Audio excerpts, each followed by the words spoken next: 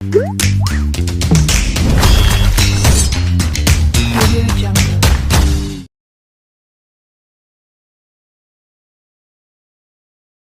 वालेकुम फ्रेंड्स, आप सभी का आपके अपने YouTube channel and masala bomb में स्वागत है। आज हम आपके लिए लेकर आए हैं एक रवे के केक की रेसिपी, जिसमें हम ना ही दही का इस्तेमाल करेंगे, ना ही हम इसमें अंडा यूज करने वाले हैं, ना ही ईस्ट यूज करने वाले हैं, और बिना ओवन के हम इसको कुकर में बनाएंगे।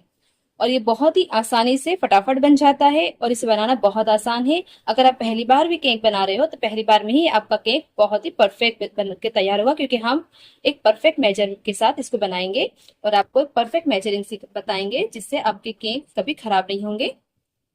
तो इसके लिए मैंने यहाँ कुछ मेजरिंग कप लिए हैं। अगर आपके पास मेजरिंग कप नहीं हो तो आप घर की किसी भी कटोरी या बर्तन को सेट कर ले और उस हिसाब से आप इसका मेजरिंग करें सारी चीजों का, तो आपका केक बहुत ही परफेक्ट बनकर तैयार होगा। ये एक बड़ा कप मतलब 240 ml का कप है, जिसको एक कप भरकर मैंने सूजी ली है, बारीक वाला रवा, और उतना ही मैंने दूध का इस्तेमाल किया है।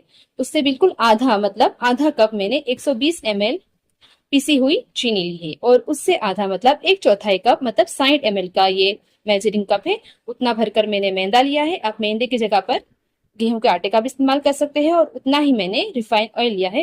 अगर आप मेल्टेड बटर या मेल्टेड घी डालना चाहो तो वो भी इसमें डाल सकते हो। तो देखा कितनी इजी मेजर सिखा दी है मैंने आपको, जिससे आपका केक कभी खराब नहीं होगा और बहुत परफेक्ट बनकर तैयार होगा। तो चलिए हम इसे बनाना शुरू करते हैं। एक बहुत ही जबरदस्त सा स्पॉन्जी मुलायम मुंह में घुल जाने वाला सूजी का केक।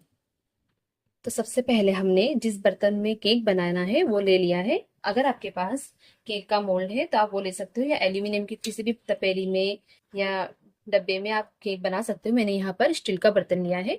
तो इस पर सबसे पहले हम इसको ऑयल से ग्रीस कर लेंगे। बहुत ज्यादा ऑयल नहीं लगाना है हमें, बस पूरे में ऑयल को अच्छे से ग्रीस कर देना है। अगर आपके पास बटर पेपर हो तो आप इसके नीचे बटर पेपर लगा सकते हो, जिससे हमारा केक आसानी से डब्बे से छूट जाए। अगर आपके पास बटर पेपर नहीं है तो आप सूखा मैदा भी इस पर डस्ट कर सकते हो। मैं यहाँ सूखा मैदा डस्ट करूंगी। पूरे में हमको मैदे को फैला लेना है।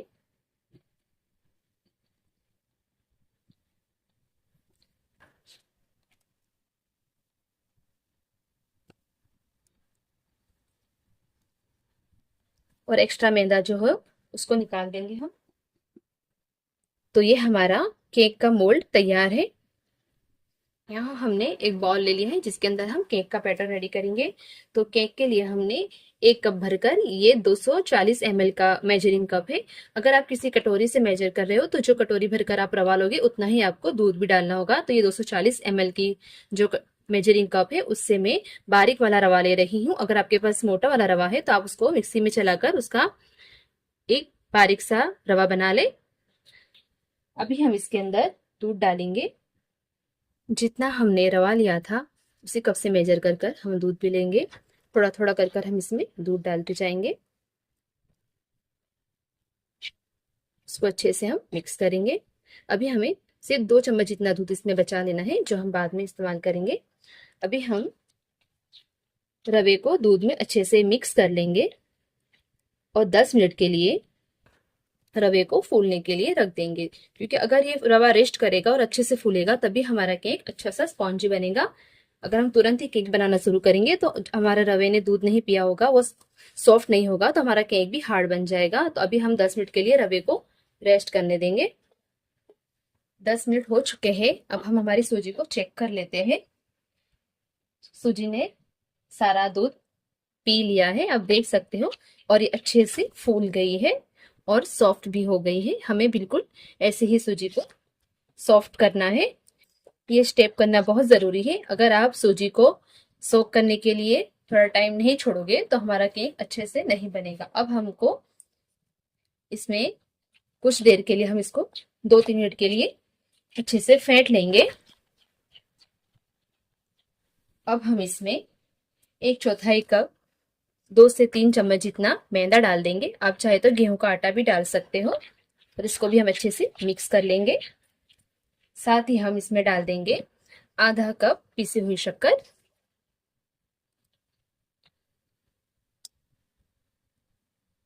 और आधा कप रिफाइंड ऑयल।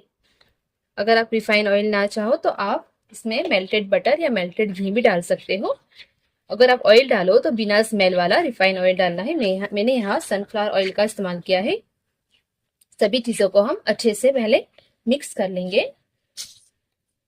बैटर को हमने अच्छे से मिक्स कर लिया है। अब हम इसमें कुछ ड्रॉप वनीला एसेंस के डाल देंगे। अगर आप चाहो तो इलायची पाउडर डाल सकते हो या चॉकलेट एसेंस, जो भी आप पसंद करो वो डाल सकते हो। साथ ही हम इसमें डाल देंगे 1 चम्मच भरकर बेकिंग पाउडर और 1/4 चम्मच जितना हम इसमें डालेंगे बेकिंग सोडा। अब जो दूध बचा था वो हम इस पर डाल देंगे और सभी चीजों को एक ही डायरेक्शन में हम इसको अच्छे हल्के हाथों से मिक्स कर लेंगे। अगर आपके पास बेकिंग पाउडर या बेकिंग सोडा नहीं है तो आप 1 पाउच इनो का इस्तेमाल कर लीजिए। उसका भी रिजल्ट बिल्कुल ऐसा ही आएगा जैसा बेकिंग पाउडर और बेकिंग सोडा का आता है। बस आपको रेगुलर वाला जो इनो होता है या लेमन फ्लेवर वाला इनो होता है वो लेना है।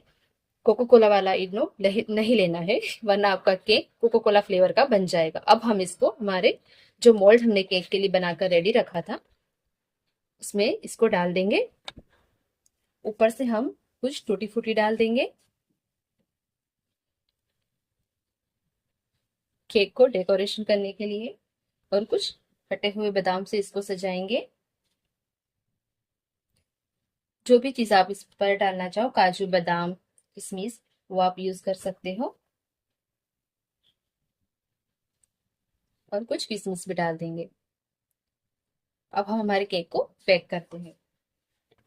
यहाँ गैस पर मैंने एक कुकर रख दिया है और उसके अंदर एक स्टैंड लगा दिया है। कुकर को हमने फ्री हीट कर लिया है। 5 मिनट के लिए इसको स्लो गैस पर हमने रख दिया था तो अच्छे से अब गर्म हो चुका है। अगर आप कुकर में बना रहे हो तो कुकर की रिंग और उसकी सीटी आपको निकाल देनी है। अगर आप कढ़ाई में बना रहे हो तो उसको अच्छे से किसी ढक्कन से पैक कर देना है। कुकर हमारा अच्छे से इसमें गर्म हो गया है। अब हम हमारा केक का डब्बा इसमें रख देंगे। केक के डब्बे को हमने कुकर में रख दिया है। अब हम कुकर के ढक्कन को बंद कर देंगे और हाई गैस पर हमको इसको 10 मिनट तक के लिए पकाना है और फिर गैस के फ्लेम को मीडियम टू स्लो करके हम इसको 20 से 25 मिनट तक, मतलब टोटल हमें इसको 35 मिनट तक के लिए बेक करना है। 35 मिनट के बाद हम गैस को बंद कर केक को चेक करेंगे। 35 मिनट हो गई है। अब हम केक को चेक कर लेते हैं। गैस की फ्लेम हमने बंद कर दी है। पहले 10 मिनट हमने हाई फ्लेम पे रखा था और बाकी के 25 मिनट हमने मीडियम टू स्लो फ्लेम पर केक को बेक किया है। अब एक टूथपिक की मदद से हम चेक कर लेंगे कि हमारा केक अच्छे से बेक हुआ है या नहीं। टूथपिक पूरी क्लियर बाहर आई है, मतलब केक हमारा अच्छे से बेक हो चुका है। अगर इस स्टेज पर आपकी टूथपिक पर बैटर लगता है नीचे से तो इसका मतलब आपका केक कच्चा है। तो आप दूसरे 10 मिनट एक्स्ट्रा स्लो गैस पर इसको पका ले तो आपका केक बिल्कुल परफेक्ट कुक हो जाएगा। अब हम इसको निकाल लेंगे।